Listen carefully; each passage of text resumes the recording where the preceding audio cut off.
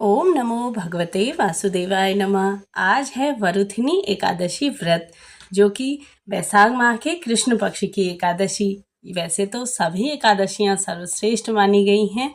इस दिन व्रत कथा सुनने से, भगवान श्री हरि विष्णु का पूजन करने से, व्रत धारण करने से जीवन की समस्त प्रकार की परेशानियां दूर होती हैं और घर में सुख समृद्धि का वासा होता है।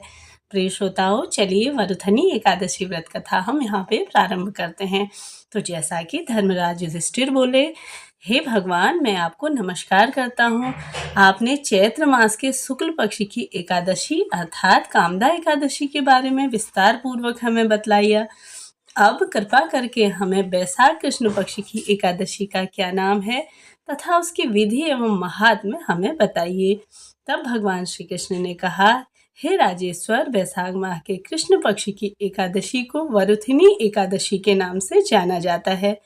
यह सौभाग्य देने वाली, सब पापों को नष्ट करने वाली तथा अंत में मोक्ष देने वाली है। इसका महात्म कथा मैं आपसे कहता हूँ, ध्यान से सुनो।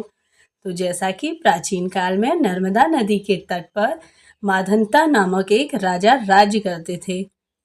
वह अत्यंत ही दानशील तथा तपस्वी थे।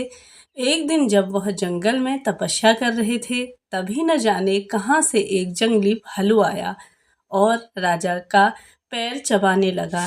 राजा पूर्वत अपनी तपस्या में लीन रहे। कुछ देर बाद पैर चबाते चबाते भालू राजा को घसीटकर पास के जंगल में ले गया।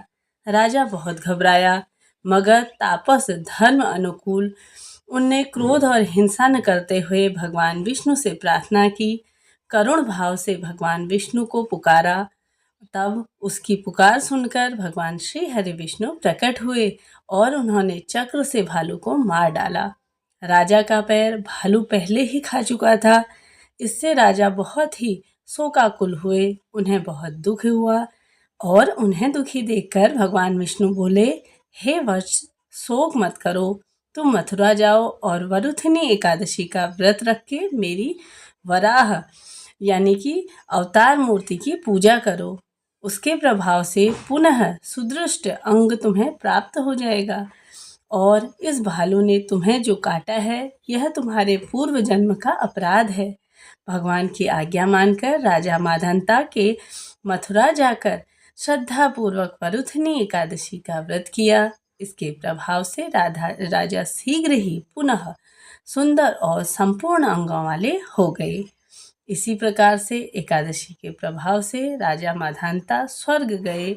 जो भी व्यक्ति भय से पीड़ित है, उसे वरुथिनी एकादशी का व्रत रखकर भगवान विष्णु का स्मरण करना चाहिए। इस व्रत को करने से समस्त प्रकार के पापों का नाश होकर मोक्ष की प्राप्ति होती है। इस व्रत का फल महाफलदायी है। जैसा कि शास्त्र में भी लेख है कि हाथी घोड़े को भी दान को उत्तम कहता है, लेकिन भूमि से तिल दान, तिल से स्वर्ण दान और स्वर्ण दान से अन्न दान श्रेष्ठ माना गया है।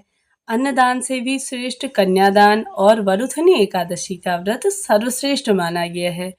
जो फल कुरुक्षेत्र में सूर्य ग्रहण के समय स्वर्ण दान से मिलता है, वह वरुथनी एकादशी के व्रत से हमें प्राप्त होता है।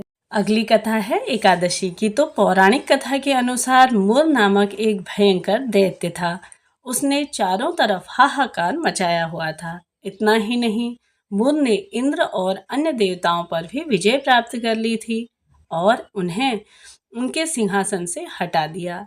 दैत्य से परेशान होकर सभी देवता भगवान शिव के पास अपनी व्यथा लेकर पहुंचे। तब भोलेनाथ ने उन्हें विष्णु जी के पास जाने के लिए कहा। संसार के पालनहार नारायण ने देवराज की प्रार्थना सुनी और मुर से युद्ध के लिए उसकी नगरी पहुंच गए। कहते हैं कि दैत्य मुर और विष्णु जी के बीच कई वर्षों तक युद्ध चला। युद्ध के दौरान लक्ष्मीपति को नींद आने लगी और वह विश्राम के लिए बद्रिकाक्ष गुफा में चले गए। दैत्य मुर भी उनका पीछा करते करते गुफा तक पहुंच गया। तब दानव मुर उन पर वार करने ही वाला था कि तभी विष्णु जी के शरीर से एक देवी का जन्म हुआ और उस देवी ने दैत्य मुर का वध कर दिया। इसके बाद देवताओं को इंद्रलोक की प्राप्ति हुई। वहीं भगवान विष्णु की जब निद्रा खुली तो देवी ने उन्हें सारा वाक्य सुनाया। इसके प्रसन्न होकर भगवान विष्णु ने देवी से कहा, ये देवी तुम्हारा नाम एकादशी होगा। आज से प्रत्येक एकादशी को मेरे साथ तुम्हारी भी पूजा होगी। जो भी भक्तजन तुम्हारा पूजन करेगा, व्रत धारण करेगा, उसके समस्त प्रकार की मनोकामनाएं पूर्ण होंगी। जो भी भक्तजन इस व्रत को विधि विधान से करेगा, उसका जीवन सुखमय और सार्थक बनेगा। इस प्रकार से कथाएं थी। वीडियो अगर आप सभी के लिए उपयोगी रहा हो तो वीडियो को लाइक शेयर अवश्य करिए। मिलते हैं नेक्स्ट वीडियो में, तब तक के लिए जय श्री हरि विष्णु, राधे राधे।